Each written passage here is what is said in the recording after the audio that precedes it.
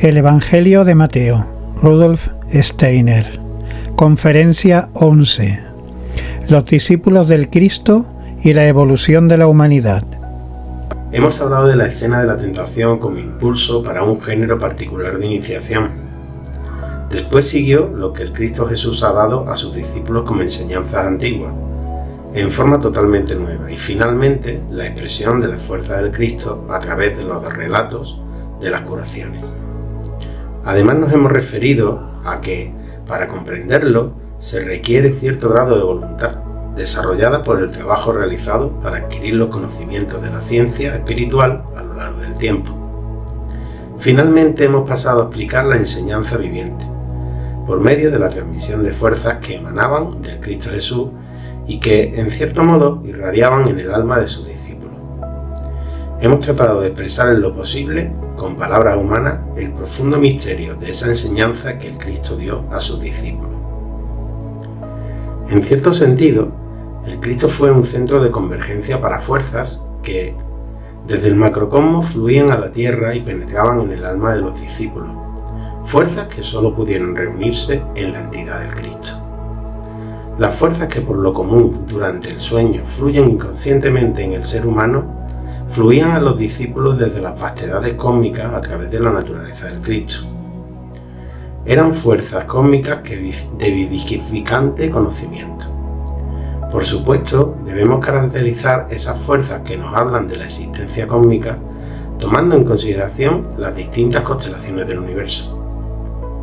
De este misterio, en cuanto figura en el Evangelio de Mateo, trataremos más adelante. Pero primero hemos de explicar cómo los discípulos, por el hecho de que las fuerzas del Cristo Jesús irradiaban hacia ellos, acrecentaron en sabiduría con relación a las condiciones terrenales. De forma diferente, debieron progresar en sabiduría viviente sobre sí mismos y sobre la vida.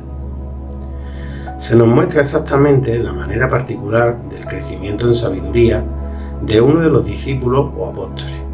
Este hecho significativo en la vida de un apóstol solo es comprensible si lo consideramos dentro de un gran conjunto.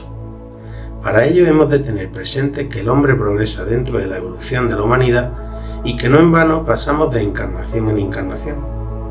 En el curso de las encarnaciones dentro de las épocas culturales post-atlantes, la de la antigua India, la persa, la egipcio-caldea, la grecorromana, etc.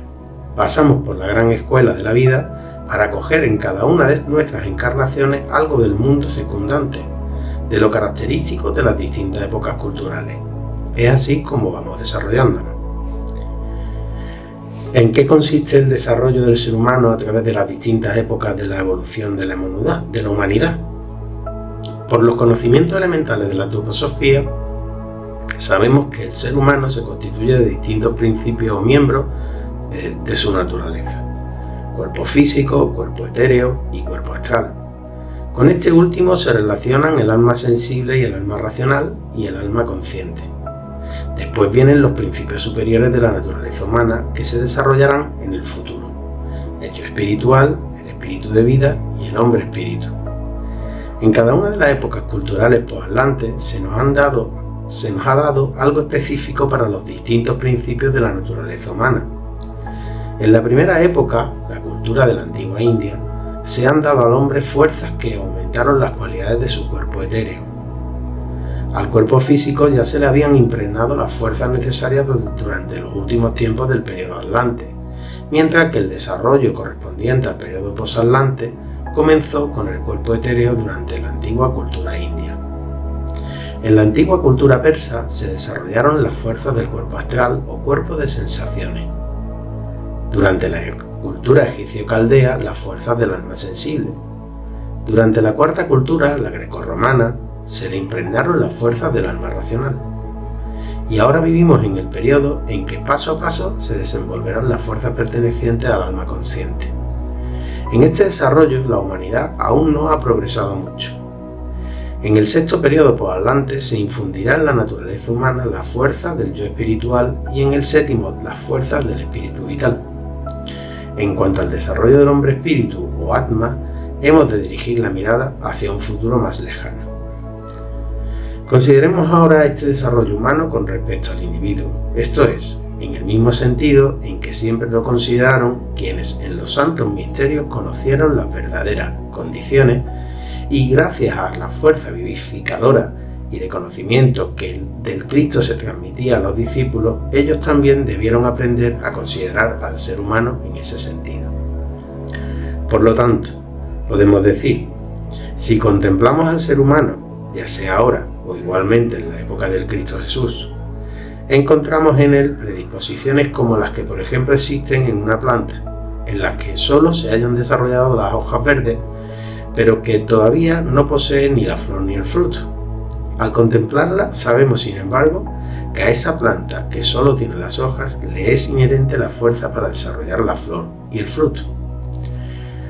Así también es seguro que en el hombre que en la época del Cristo Jesús solo posee alma sensible y alma racional, se desenvolverá el alma consciente y que luego se abrirá al yo espiritual, para que por la gracia de entidades divino-espirituales el hombre pueda ser dotado de la triada superior. En base a las cualidades del alma, el ser humano va desenvolviéndose de la misma manera como la planta. Después de las hojas verdes se desenvuelve la flor y el fruto. Dicho de otro modo, con su alma sensible, alma racional y alma consciente, el hombre abre su ser a lo divino, cual una flor, para percibir desde lo alto el yo espiritual y poder seguir su camino hacia las alturas de la evolución de la humanidad. ¿Cómo se denominaba en los misterios a lo que el hombre, de acuerdo con su naturaleza, debía desenvolver como la flor de su ser y cómo debieron llamarlo entonces los discípulos del Cristo? Se llamaba, traducido a nuestro idioma, Hijo del Hombre. En concordancia con esto se pudo entonces decir: normalmente aún no se ha desarrollado nada de las cualidades del Hijo del Hombre, pero siempre debe haber hombres que se adelantan a sus semejantes y que en determinada época ya alcanzan el conocimiento y la vida de una época posterior.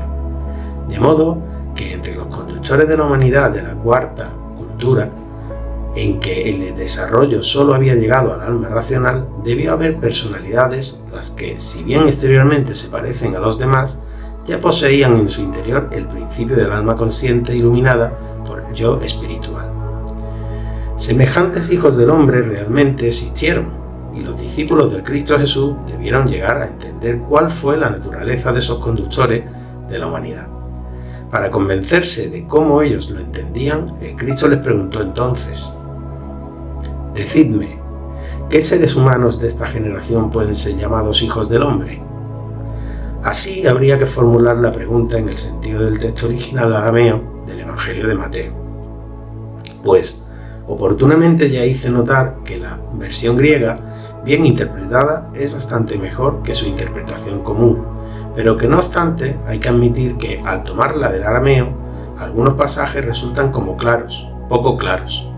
Hemos de imaginarnos, pues, al Cristo Jesús con sus discípulos preguntándoles: preguntados acerca de qué hombres de las pasadas generaciones pertenecieron prematuramente a la cuarta cultura grecorromana, habiendo sido hijos del hombre, ellos respondieron: Elías, Juan el Bautista, Jeremías y otros profetas.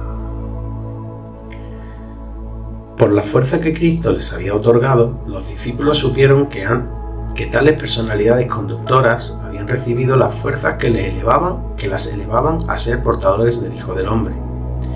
Pero uno de los discípulos, el que comúnmente es llamado Pedro, dio además otra respuesta. Para comprenderla, hemos de tener bien presente lo que en las conferencias anteriores hemos explicado como la misión del Cristo Jesús, en el sentido del Evangelio de Mateo, de que por el impulso del Cristo se ha dado la posibilidad de desarrollar en el hombre la plena conciencia del yo, o sea, de llevar a la máxima floración lo intrínseco del yo soy.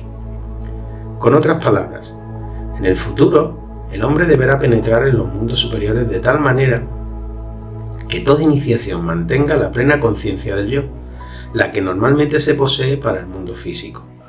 Así que podemos decir que el Cristo Jesús es el representante de la fuerza, que ha dado a la humanidad la plena conciencia del yo soy.